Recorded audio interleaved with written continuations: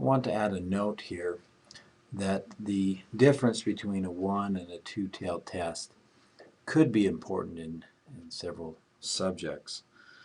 However, when we are reading computer output, it really can be quite confusing. So I want to make this suggestion that regardless of whether you're testing whether it's more or less than, I suggest that you use a two-tailed test most of the time, unless it's the industry standard to use a one-tailed test as some operational issues.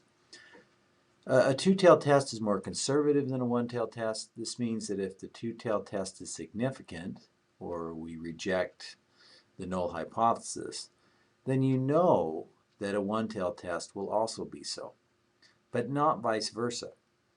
So let's check what this decision means, or what's made from the sample mean. Let's take a look at the regions below.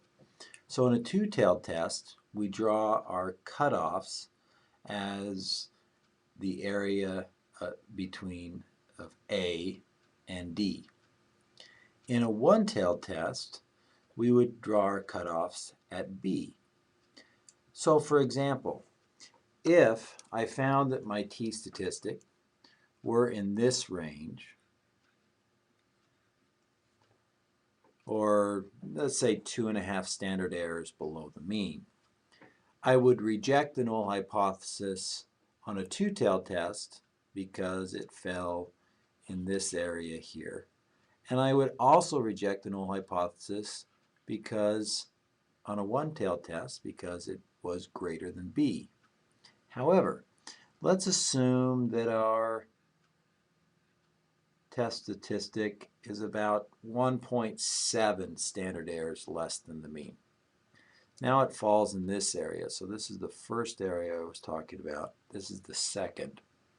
We can see in this case that we would fail to reject the null hypothesis if we were using a two-tailed t-test, but we would reject the null hypothesis using a one-tailed or directional t-test. So, how do you want to use a two-tailed t-test when you have a directional claim to the test, greater than or less than? First, determine if there is a significant difference in either direction via the t-test. Then, check which direction the sample statistic is compared to the hypothesized value, and state whether the mean is significantly lower or higher. Now, you'll probably understand this a little bit better in the next example, but what this is basically saying is, if I wanted to test if it is less than 32 ounces, and I found that it was actually overfilling, on a two-directional or bidirectional t-test, I would reject the null hypothesis, but I would recognize that my sample is greater than the mean. So even though I would reject it based on a two-tailed t-test, because my sample was greater than the hypothesized mean, I would recognize this in a one-directional test, and I would fail to reject. Let's move on to the example in the next example, and maybe you'll be able to understand a little bit of more of what this means.